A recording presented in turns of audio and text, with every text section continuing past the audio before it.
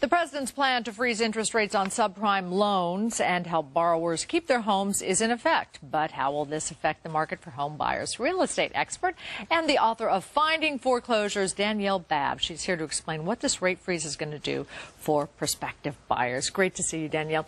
What is this going to do for prospective buyers? Should we wait? Are there going to be many more foreclosures coming on the market?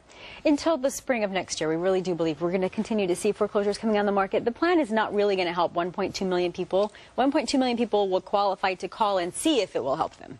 Who's it really going to impact? We're looking at 250,000 to 500,000 people at the most. So that still leaves about 1.5 million foreclosures out there on the market today. When is the time to buy with this in mind? Because I would think that you would want to wait a little while. Yeah, a lot of people are taking that approach, and certainly it depends on the area that you are trying to move into. There are some areas like the Sun Belt states that are very depressed, but we expect to continue to see that. But there are other areas like the East Coast where right now we're actually starting to see prices level off and even increase just a little bit, and now would be a good time to get in. And you think even in the face of this that the prices in the Northeast may still continue?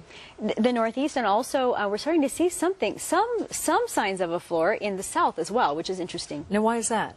Well, a lot of investors have left the market. A lot of them went into foreclosures, and now people who are retiring, the baby boomers, are moving into these areas and starting to actually buy up some of these properties. I'm going back to the president's plan, because I know a lot of people were, some people were somewhat upset about this. They felt it was sort of like a bailout. But really, this is voluntary, isn't it? It's voluntary. And one thing that's really important is that this is really a private plan. This is with the lenders. What happened is the lenders and the government sat down together to come up with something that would work. The lenders wanted a 1-year freeze. The government wanted a 7-year freeze, and they came to a compromise at a 5-year freeze. But it's not going to bail out a homeowner. It's really going to lock their rate in for 5 years, potentially creating the same problem in 5 years, which is a worry for a lot of us. Okay, so the problems that people are facing right now, even though they may get a freeze on their rates, may only worsen in about 6 months.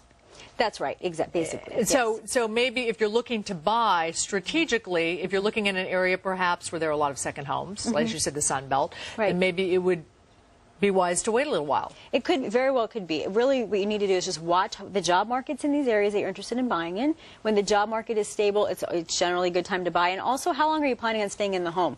Banks are not really lending to investors right now. So the speculators are pretty much out of the market. And so basically, if you're going to buy a second home or you're trying to move, then what you need to do is make sure that you're getting a really good price, make sure that it's not comping higher than, or you're not paying more than the comps. And if you're going to hold it for 10 years, $5,000 may not make a difference to you right now. Good advice. Dani Babb, author of Finding Foreclosures. Thank you so much for stopping in today. And it became an instant classic back in the early 80s.